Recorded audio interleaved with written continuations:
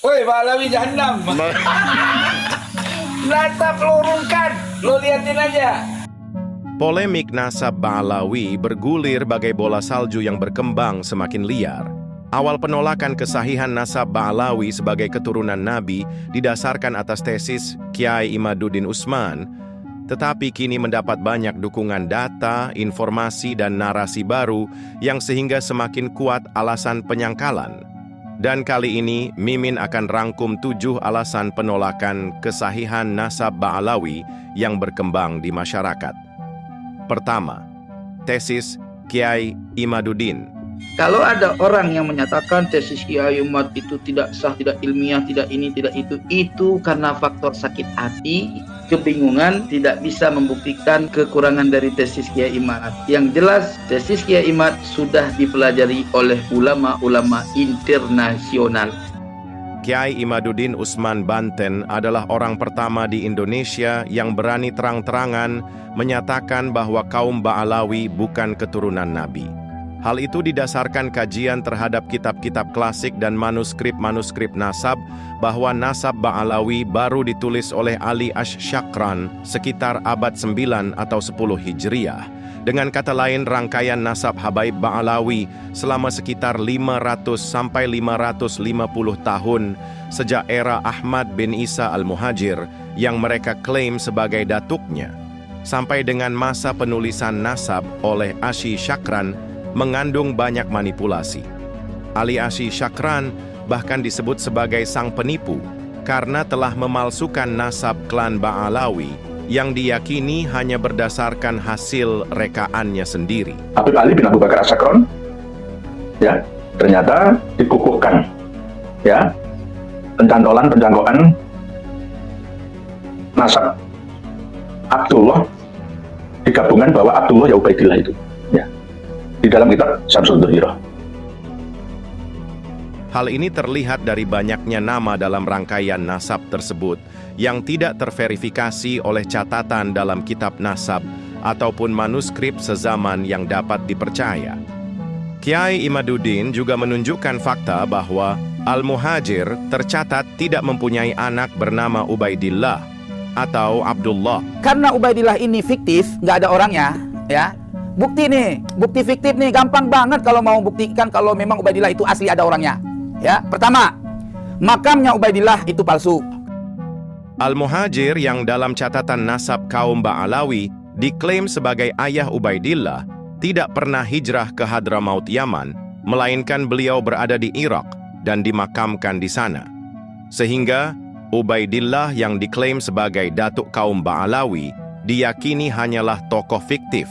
Sebab selain bukan anak Al-Muhajir juga tidak ditemukan catatan mengenai bukti keberadaannya dalam kitab-kitab nasab dan manuskrip-manuskrip sezaman yang mu'tabarah atau terverifikasi. Selain Ubaidillah, Kiai Imaduddin juga menemukan 14 nama dalam rangkaian nasab Ba'alawi yang diidentifikasi fiktif karena tidak didukung bukti berupa catatan dalam kitab atau manuskrip nasab sezaman yang terpercaya.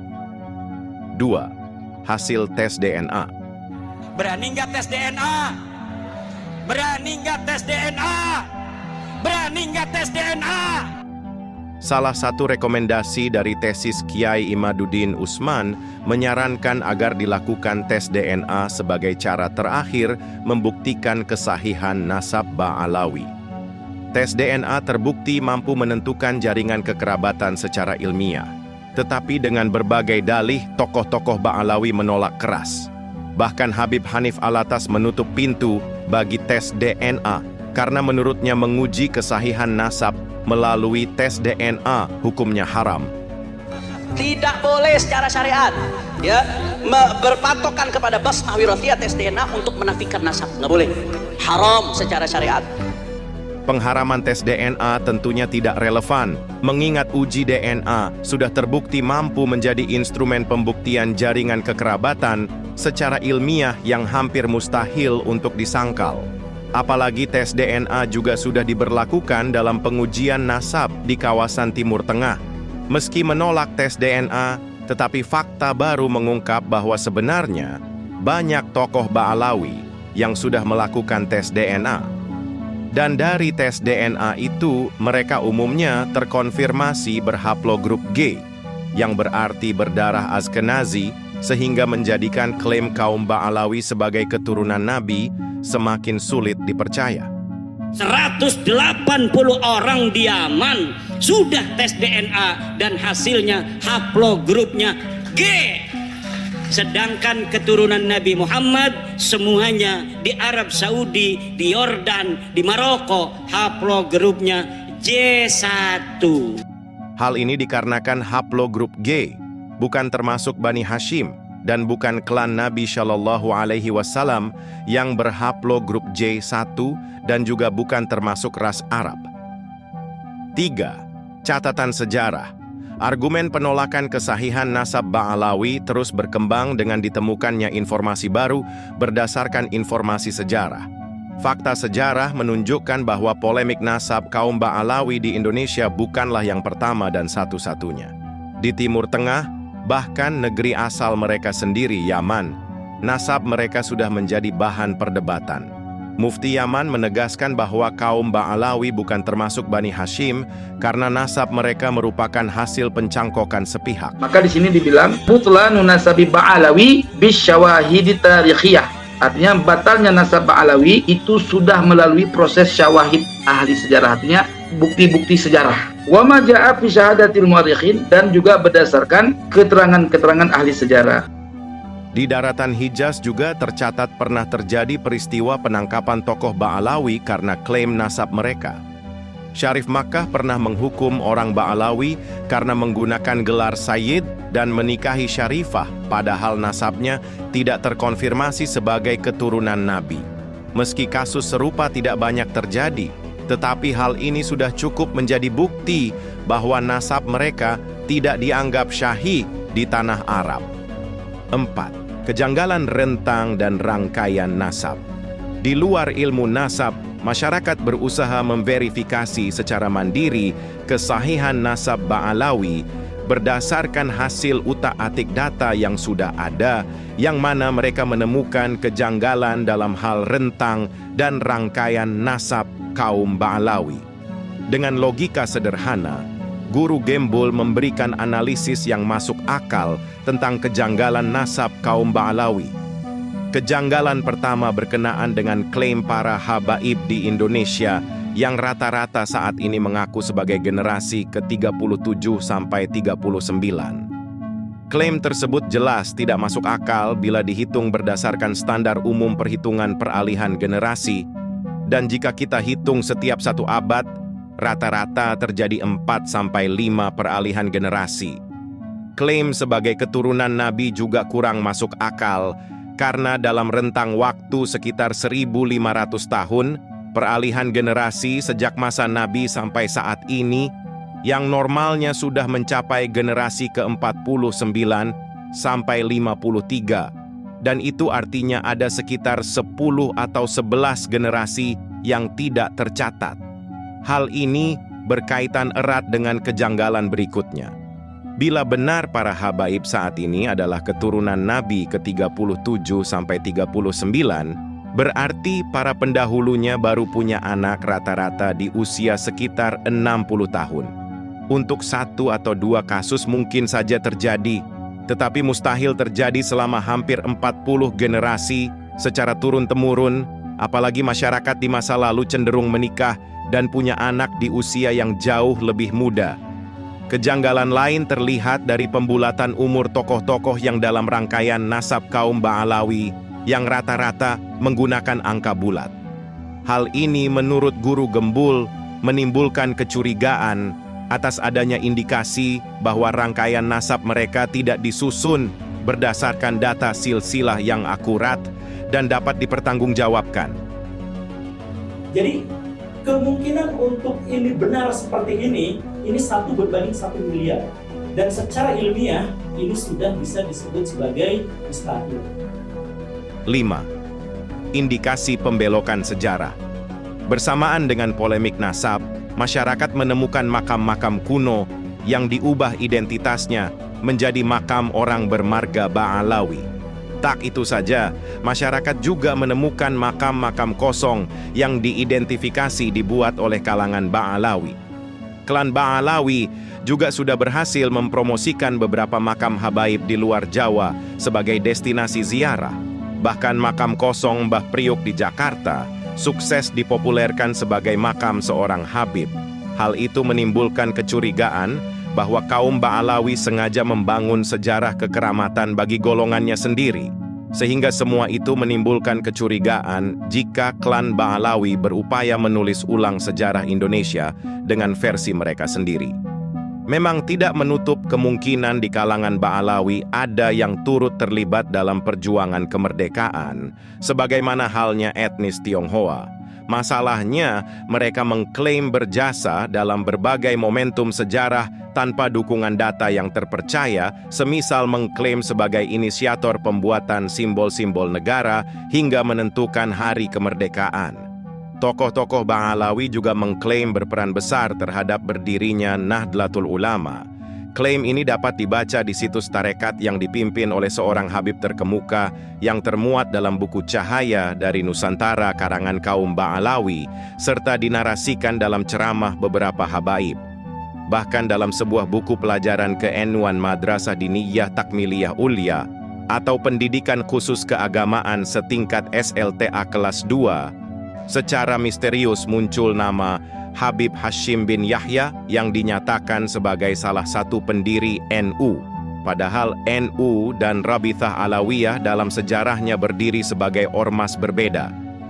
Tak hanya itu, dalam sejarah, Rabithah Alawiyah sejak awal berseberangan dengan Al-Irsyad, ormas yang didirikan oleh masyarakat Arab yang sama-sama keturunan Yaman.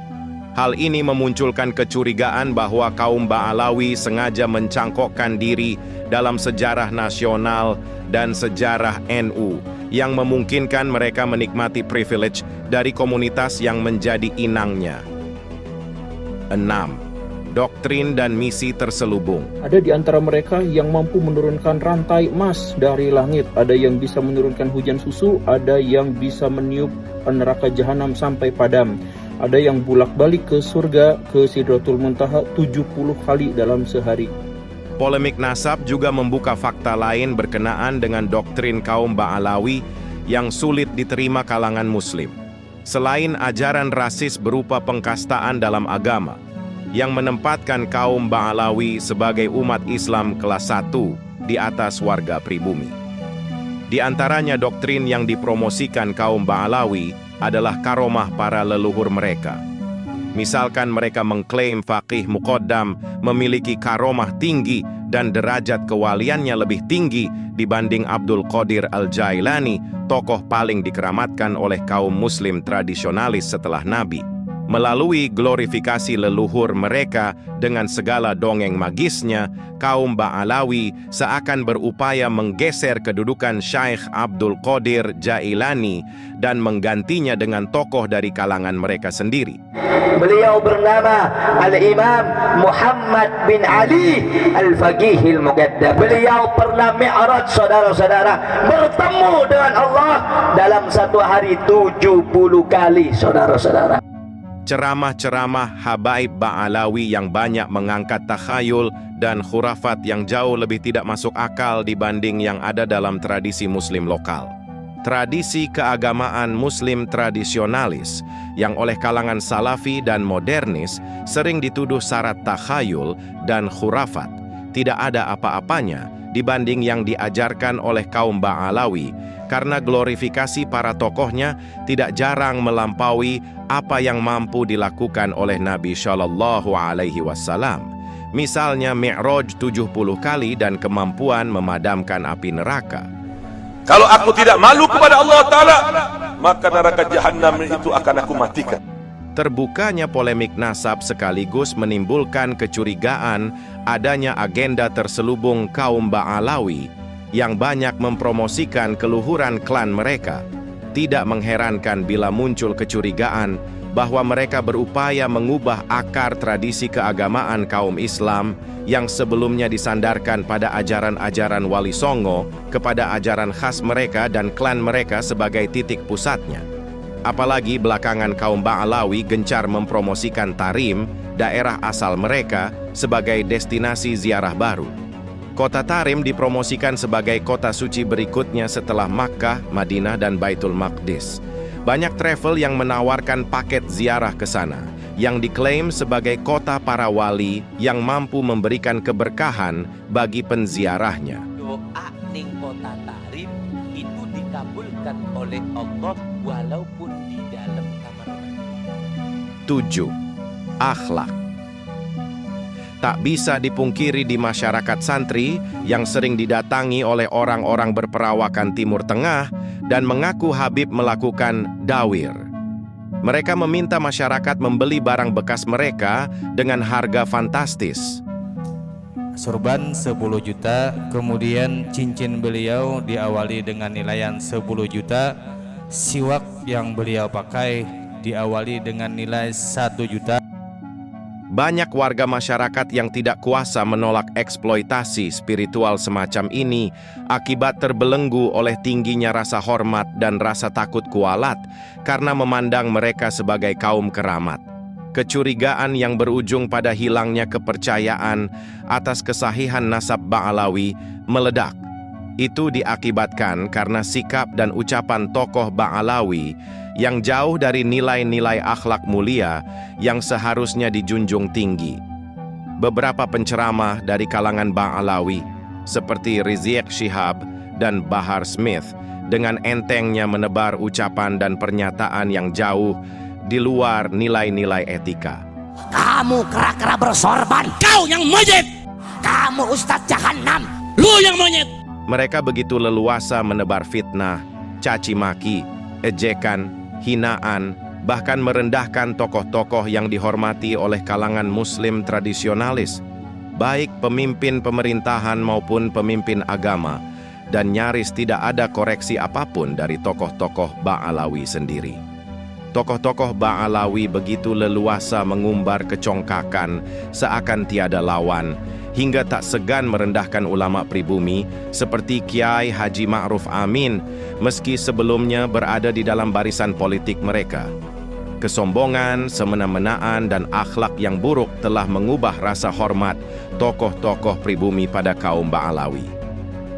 Kiai Imaduddin Utsman yang semula merupakan pendukung Ba'alawi dengan lantang menyuarakan batalnya nasab Ba'alawi sebagai keturunan Nabi dengan data dan argumentasi yang sulit dipatahkan. Rapuhnya keluhuran akhlak kaum Ba'alawi benar-benar terlihat saat polemik nasab mengemuka. Hampir semua tokoh Ba'alawi merespon masalah ini dengan emosi, kemarahan, nada bicara tinggi, dan ungkapan-ungkapan yang tidak seharusnya keluar dari mulut orang-orang mulia.